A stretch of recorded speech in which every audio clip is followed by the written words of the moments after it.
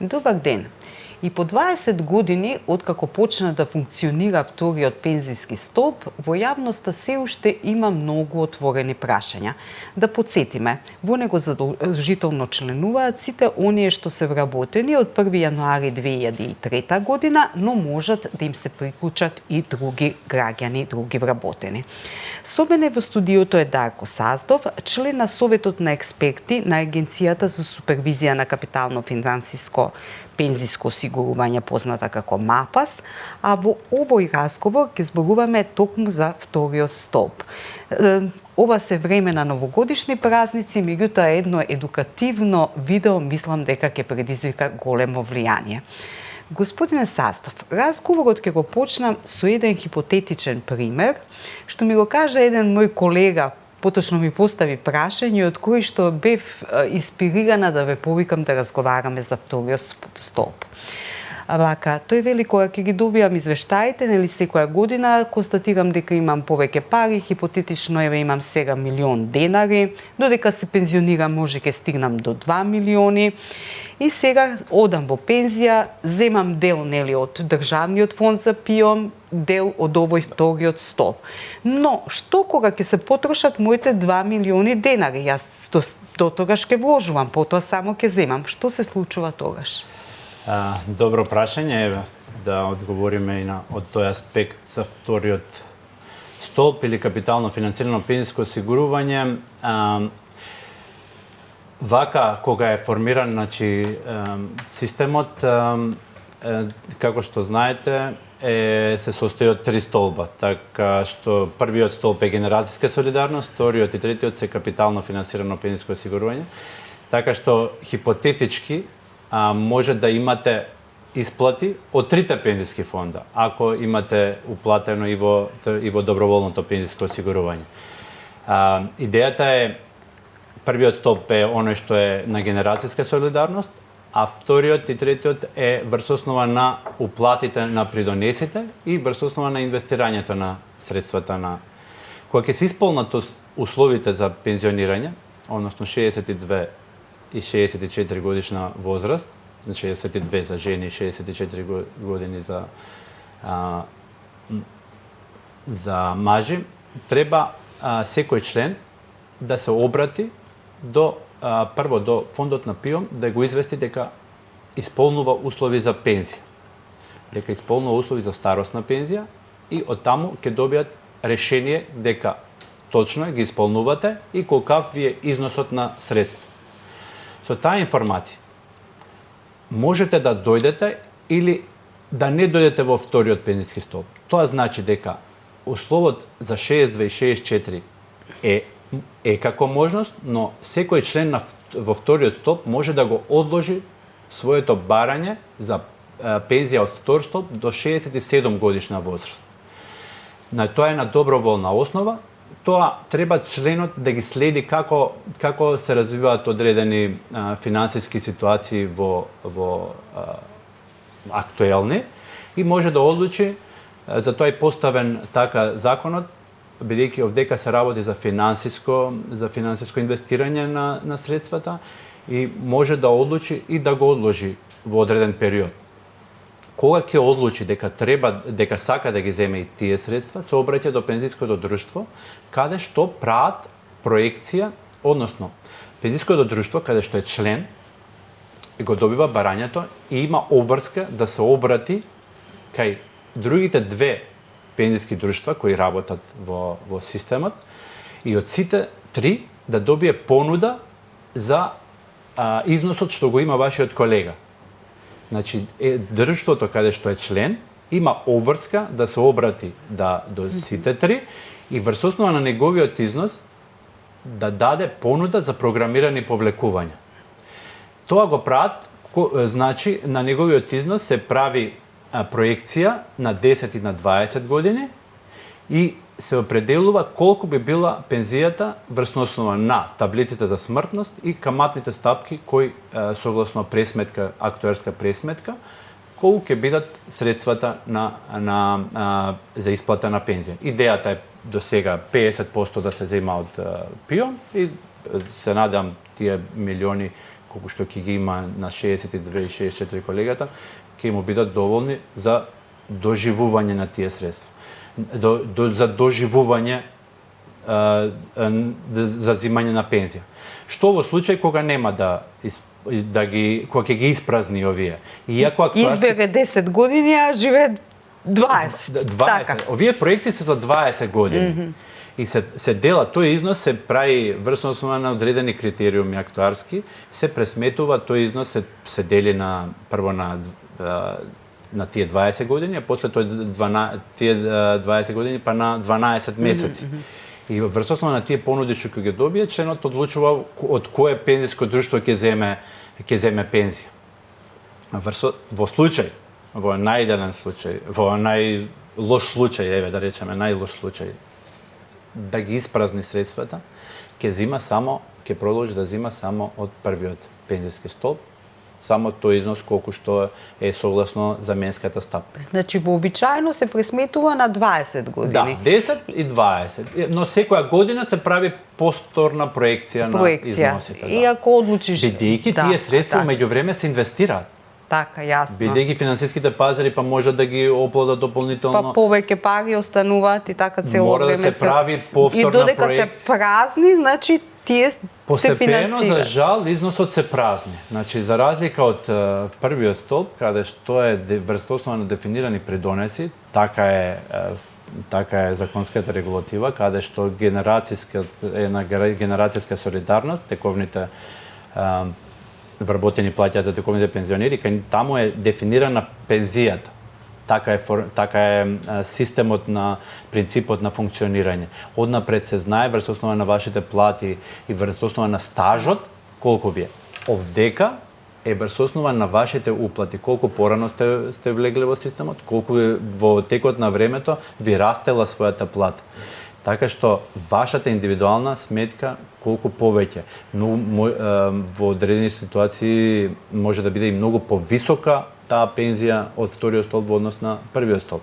Хипотетички, бидејќи тргнавме во однос на хипотетичкиот пример. Така што, како што знаете, во капитално финансирано просечен член, возраста на просечен член е негде од 37 до 40 годишна возраст. Да, и работиме на тие средства што повеќе да се оплодат. Имаме дополнителни некои предлози законски кои идеме ги предлагаме со цел овие средства да се зголемат. Замислете, ние во вториот столб добиваме 6%, моменталната законска регулатива што се уплаќа од бруто платата е 18,8. 12,8 одат во првиот столб, а само 6% одат во вториот столб. Можете да забележите дека помалку од една третина доаѓа од вториот столб, а треба да исплатиме пола пензија од вториот столб. Затоа предлагаме и одредени подобрувања и кај придонесот за членовите, но и одредени други. А така, извинете, според закон половина да се исплати? Тоа е идејата, да имаме да го растеретиме со текот на времето првиот столб, бидејќи согласно кога може тоа растеретување да се? Нашите пресметки покажуваат негде за 10 години би биле така поголемите исплати од втор столб, мада и тие понатаму после тоа би биле поголеми, каде би имало порастеретување во однос на првиот столб. Спомнавте 67 години може да избере, нели, осигуреникот во вториот столб, тоа значи дека ако отиде во пензија на 64 ќе зима само половина пензија само од фондот за ПИО. Да, само таа дела што е од првиот столб ќе си зима. Меѓутоа ќе смета дека после ќе земе повеќе. Ќе земе повеќе, точно, дека може да се оплодат многу повеќе тие средства. Дали може кога ќе стигне 67 години, дали постои можност, бидејќи пензискиот еден вид на инвестициски фонд, да каже сакам да ги повлечам сите пари? Постои ли таква можност? Вака се, значи ние го супервизираме и регулираме вториот и третиот пензиски столб. Затоа во однос на производите што ги нудат вториот столб е различно во однос на доброволното капитално финансирано пензиско осигурување. Кај задолжителното вториот столб има 3 продукти моментално кои се што се согласно регулативата. Тоа се програмирани повлекувања, да се исплата со ануитети или комбинирано. Програмирани повлекувања или па ануитети. Што тоа значи? Значи, или скратено на вашиот одговор би било не може еднократно да се зима, поради тоа што идејата на овој модел на Светска банка е комбиниран модел на генерацијска солидарност со капитално финансирано. Тоа значи дека пензијата, покрај тоа што е економска категорија, е и социјална, поради тоа што се размислува стандард да се задржи стандардот на живот на пензионерите по периодот на кога ќе завршат со период на работен стаж. Значи задржување на соодветно ниво на стандард.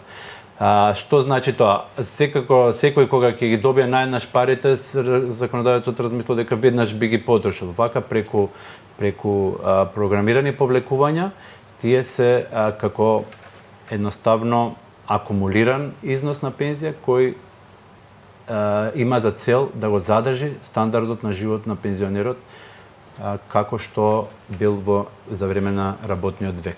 За разлика од задолжително првиот и вториот столб, кај доброволното, кој постојано ние го разговараме и сакаме да го актуализираме, но за жал таму податоците се малку, како да речам, поскромни. Таму имаме членови, само 33.000 членови и негде околу 4 милиарди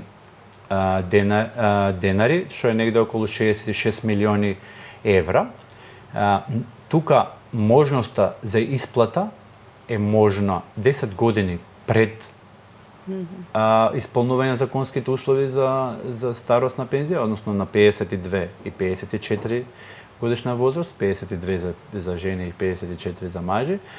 И тука има многу можности за исплата. Тука може и еднократно да се подигнат на 52 годишна возраст, односно на 54 и секој година понатаму може и еднократно, повеќекратно, програмирани повлекувања, ануитети, комбинација на сите тие модели возможно е, бидејќи тука е доброволно. Пензиско осигурување, долгорочен производ, но идејата е таа да биде како дополнување на првиот и вториот столб. Тоа е идејата, затоа преку столбовиве ние сакаме да изградиме еден храм. Значи, сите овие столбови да придонесат за едно сигурно и стабилно пензиско осигурување за членовите. А што во случај на смрт, дали од вториот столб се преносни парите, дали се наследуваат? Да. Значи, за разлика од првиот столб, во вториот и третиот столб парите се на индивидуална сметка на членовите. Односно, секој индивидуално си ја следи својата состојба како се уплаќаат придонесите и како се оплодуваат. За жал, во текот на работниот век се случуваат и немили настани, односно смрт или инвалидност. Значи, и овие две како да ги наречам категории на инвалидска пензија и семејна пензија се предвидени во овие категории, како и наследството. Тоа значи дека во случај на смрт на член на капитално финансирано, дали на прв или на втор столб, парите се наследни, односно, доколку има брачен партнер или деца до 26 годишна возраст, можат да побараат семејна пензија или да, доколку нема деца ако има деца над 26 годишна возраст, оди по постапка за оставинска постапка преку нотар, каде што сите овие средства се распределуваат согласно законот за наследување, односно овие пари ќе ги наследат односно Дали законските просто кажано, наследници. Тоа како да имам пари на книшка. Да. Значи, Исто, како секој финансиски производ и капитално финансирано пензиско осигурување. Нотарот е задолжен во секоја финансиска институција да се обрати, така се обраќа и во кај пензиските друштва, да праша колку се средствата на неговата индивидуална сметка и тие влагаат во оставинската постапка за жал на нашиот бивши член кој починал. А со инвалидската пензија како е? Инвалидската е исто така модел кој за жал во случај на инвалидност за време на работен век, нашиот членот во капитално финансирано пензиско осигурување се обраќа и се прави пресметка во кај пензиските друштва и се прави пресметка дали инвалидската пензија е поголема од втор столб или е подобра во прв столб. Во случај кога е подобра од прв столб, сите овие средства се префрлаат во фондот на ПИОМ. Доколку е подобра, тогаш се исплаќа пензијата од вториот столб. Така е предвидено согласно регулативата. Веќе имаме и такви корисници на инвалидска пензија кои се разбира, тоа е процес.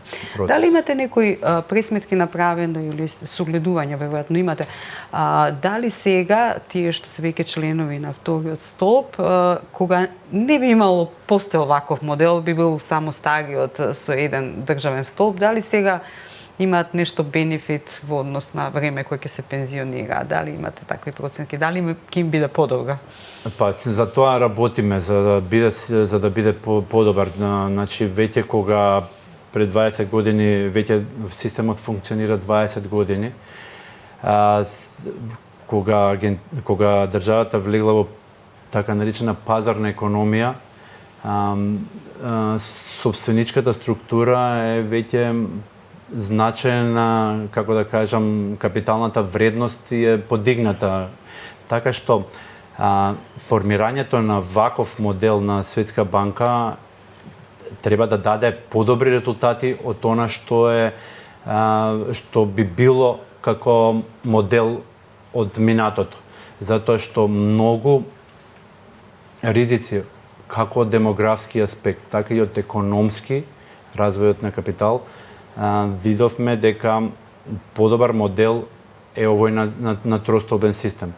Значи, од аспект на демографија, односно на дека генерацијска солидарност. Тие се основните параметри по кои се преземена реформата, односно видовме дека од 3:1 работник пензионер веќе беше намалено на 1,5, сега сме негде на 1,8, така што и одредени податоци што се во однос на наталитетот, едноставно првиот столб не може да ги издржи тековните вработени со тековните пензионери. Така што индивидуалната собственост на капитално финансирано пензиско осигурување треба да даде подобри резултати во однос на првиот столб. И за крај, моментално или последни податоци што имате, како се одат приносите? Да, сега последно, значи последната година, податоците од 23-та и 24-та покажува дека податоците се во номинален износ веќе многу подобри за ќе завршиме со подобар принос, можеби со двоцифрена, се уште не можеме, бидејќи пазарите се непредвидливи. Не се уште не знаеме како ќе заврши годината, но податоците за 23-та, како за нашата држава, така и за регионот на пензиските друштва се многу подобри како во однос на конкуренцијата, така и во споредба со станатите финансиски производи, зборам. Приносот е негде околу 7-8% во номинален износ, исто така и ако споредите со системи со слична пензиско осигурување како Хрватска и Словачка, исто така имаме добри резултати. Секако 23-та беше добра за целиот пензиски систем во глобала, кога ќе ги следиме и земјите во регионот и земјите на ОЕЦД и тие што не се. Тоа беше опоравување од оние претходни кризи кои беа и со високата инфлација и со